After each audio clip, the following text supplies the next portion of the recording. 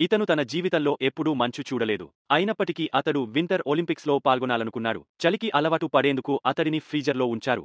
జమైకా మొదటి బాబ్స్లెడ్ జట్టును ఏర్పాటు చేశారు. జమైకాలో మంచు లేకపోవడంతో వారు గడ్డి మీద ప్రాక్టీస్ చేశారు. అనేక ప్రయత్నాల తర్వాత వారు బాబ్స్లెడ్ను నియంత్రించుకోవడం నేర్చుకున్నారు. ఒక నెలపాటు శిక్షణ తర్వాత వారు వింటర్ ఒలింపిక్స్ జరగబోయే ప్రదేశానికి చేరుకున్నారు.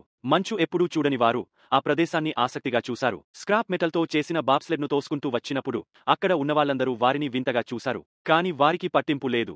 వారు హెల్మెట్లు ధరించి తమ మొదటి ఐస్ రన్ ప్రారంభించారు.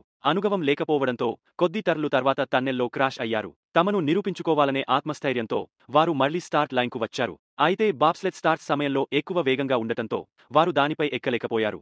బాబ్స్లెడ్ ముందుకు జారిపోయింది. ఈ సంఘటన అంతర్జాతీయంగా జమైకా బాబ్స్లెడ్ జట్టును నవ్వులపాలు చేసింది. కాని వారు ఆశ వదులుకోలేదు. అంతా వారిని ఎగతాళి చేసినప్పటికీ వారు మరింత కష్టపడి శిక్షణ కొనసాగించారు. క్వాలిఫయింగ్ రౌండ్ రోజు త్వరగా వచ్చింది. కాని నిర్వాహకులు వారికి కష్టంగా చేయాలనే ఉద్దేశంతో టైంను 62 సెకన్ల నుంచి 60 సెకన్లకు తగ్గించారు. అయితే ఇది వారిపై ప్రభావం చూపలేదు. వారు సమర్థవంతంగా రన్ పూర్తి చేశారు. స్క్రీన్ మీద ఫలితాలు కనిపించాయి. వారు తదుపరి రౌండ్కు అర్హత పొందారు. ప్రధాన వింటర్ ఒలింపిక్స్ పోటీ రోజు జమైకా మొత్తం వారి ప్రదర్శనను చూస్తోంది.